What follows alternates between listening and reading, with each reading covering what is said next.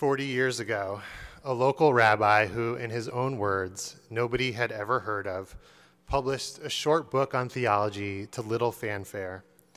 That book, When Bad Things Happen to Good People, by Rabbi Howard Kushner, would go on to become an international bestseller.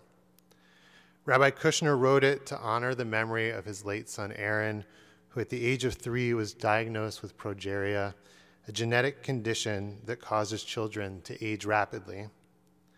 Aaron's illness meant that he would not live past his early teens, and that during his brief life, he would suffer physical and psychological pain nearly every day.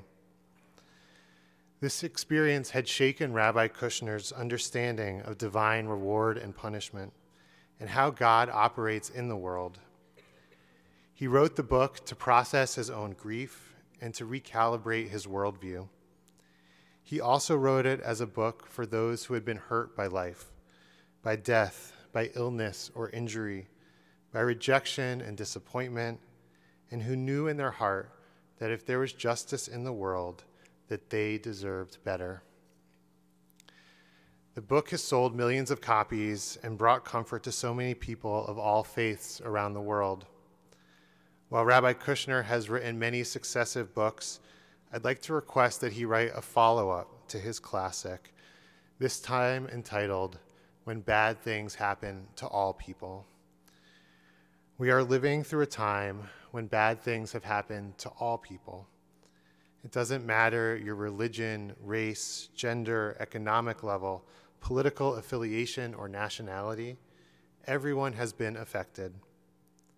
Now, that does not mean that suffering has been distributed evenly. Far from it. But for a long time, the best that many of us could muster when asked how we are doing is, all things considered, I'm doing well. Or given all the givens, I feel very lucky. Our brains and our institutions are not set up for a world where suffering is balanced.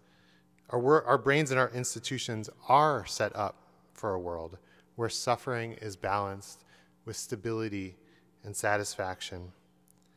While we might still have thought that world unjust, where some suffer and others do not, we knew how to navigate it. We understood the social customs, the religious norms, and how to handle life's natural ups and downs. When a friend was sick, we would visit them in the hospital. When a community member died, we would bring food and sit shiva. And when we fell on hard times, we would accept help from our friends and our family to get us through a difficult period. We still do those things, of course, but many of us have felt less able to give of our time, energy, money, and presence, whether due to health concerns, mental or emotional exhaustion, or the need to juggle too many responsibilities without our normal routines and support. We have cut back, and our worlds have gotten smaller. Even as technology has allowed us to see, learn, pray, and meet with people at anywhere and at any time around the globe, our concern about getting sick and spreading the virus has meant that we are spending less time in person with fewer people. We were not wired for this sort of long-term, widespread impact combined with greater social isolation. So how do we respond when bad things happen to all people, not just some people? First, we can begin with Hakarat HaTov, with recognizing the good in the world. We've witnessed a heroic response during this pandemic from our doctors, nurses, hospital staff, and medical community. We've seen it from our teachers who showed up for our children so that they are able to learn, grow, and socialize along with their peers. The essential workers who have showed up to produce and distribute food, keep our infrastructure intact and running, and to make sure that services reach those most in need deserve our endless gratitude. But I worry that we ask too much, that there is a limit on what most are able to give, and that many have already passed that point. According to a Washington Post poll, roughly 3 in 10 healthcare workers have weighed leaving not only their job, but their profession. More than half are burned out, and about 6 in 10 say stress from the pandemic has harmed their mental health. When bad things happen to all people, we must find a way to restore balance so that the burden is not borne by such a small number and that the impact does not disproportionately impact certain groups. Every sector, government, business, nonprofits, must respond not only by continuing to address the needs of this moment, but also by reimagining and fostering a more just and equitable future. I would like to speak primarily this morning about the psycho-spiritual and ethical implications of this moment and what it demands from us. While most people remember the title of Rabbi Kushner's book as Why Bad Things Happen to Good People, a question that he does wrestle with, it's specifically when, because for Kushner, there is no ultimately satisfying answer to why. What matters is our response. His final answer is perfectly timed for Yom Kippur, that we must learn to forgive and lovingly accept a world that is imperfect, people that are imperfect, a God that is imperfect. Even when we feel let down by them, we only have this world. We only have imperfect people and only a God with limitations. So can we embrace that? Kushner writes, if you can do these things, will you be able to recognize that the ability to forgive and the ability to love are weapons that God has given us to enable us to live fully, bravely, and meaningfully in this less than perfect world? Perhaps forgiveness and acceptance is enough for you this year, but personally, I want more. I want to know how we can show up to care for others and alleviate suffering when we are suffering too. In order to not lose our humanity, our morality, and our sense of togetherness, we must be conscious and thoughtful of our response. I don't have all the answers, but 3 things strike me as fundamental in this moment and going forward. We must cultivate our ability to connect, our generosity, and our faith that the world can be repaired. Our ability to genuinely connect with people, plants, pets, music, and art, but especially other people, is so critical. I like to think of it as divine math. One person can be having a bad day, and another person could be having a bad day, and together they could be having a great time. That's kind of miraculous, right? Losing ourselves in a moment and experiencing a taste of timelessness when we are in flow and totally present invigorates us with the vitality of life and refreshes our soul. It is an experience of capital L love. The existential philosopher Martin Buber argued can be achieved through genuine egoless connection in an I-thou relationship.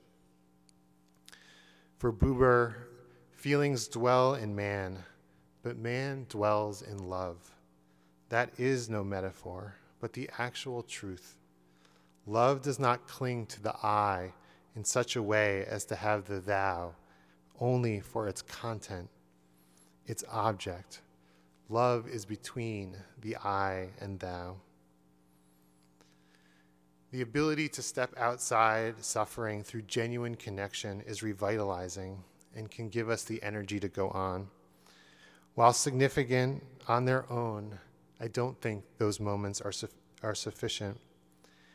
They can restore balance to us, but they don't inevitably restore balance to the world. To do that, we must cultivate a spirit of generosity that stretches us. Our level of generosity is not fixed.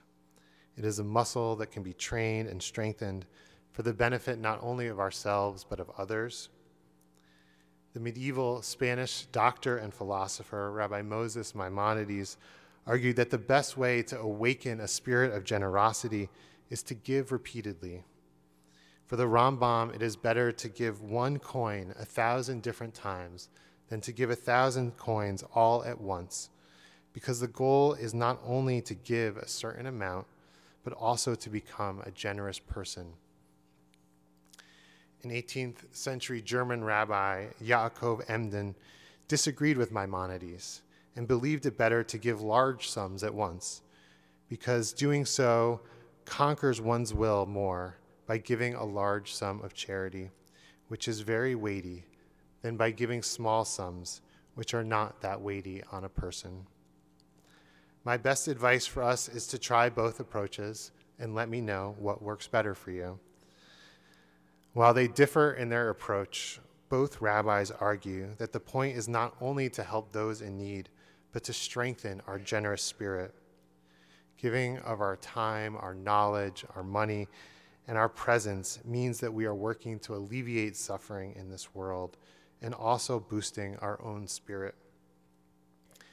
In a time when it can be natural to narrow our world and our areas of concern, practicing generosity also bolsters a moral universe that others are drawn to inhabit. In short, giving becomes contagious. Despite the words of these eminent rabbis, we may still be reluctant to give if we do not believe that it is possible to make a difference. On this matter, faith and action must go hand in hand. Even if we don't believe, we must act. But ultimately, I think it is essential that we cultivate a faith that brokenness is not permanent and that things can get better. When we talk about tikkun olam, or repairing the world, it can often feel too immense a project or too abstract an idea. And if you'd like to learn more about the last 2,000 years of tikkun olam, please join Dan Dakin at 3 o'clock today on Zoom for the evolution of tikkun olam. But I want to share this morning the perspective that speaks to me most this year. It comes from the late Lubavitcher rabbi, Rabbi Menachem Mendel Schneerson, who said, if you see what needs to be repaired and how to repair it, then you have found a piece of the world that God has left for you to complete. But if you only see what is wrong and how ugly it is, then it is you yourself that needs repair. It is inspiration with a dash of tochacha, a rebuke, helping us understand when we found our work in the world, and reminding us that sometimes that work begins with ourselves. When our experience and preparation enable us to respond to a need in the world without judgment, we are doing holy work. And when that judgment comes up, it's a reminder that a moment of looking in the mirror might be more helpful than just pointing out what is wrong. There is so much that needs repairing and reimagining in the world. For the dreamers, the fixers, the problem solvers, this is a moment for you to meet. When bad things happen to all people, it demands a response, not only from those in positions of power or influence, but from all people, from those who can see what needs to be repaired and who know how to repair it. My prayer for us today is that we hold on to Rabbi Kushner's wisdom, that we must learn to love and accept an imperfect world filled with imperfect people, and that we still move forward in a time when each of us is needed to make that imperfect world a little better. Find what is broken that you know how to fix, and out of love and generosity, give of your time, energy, money, and presence to restore balance to our world. Gemar Chatima Tova, may we all be inscribed for a good year in the book of life.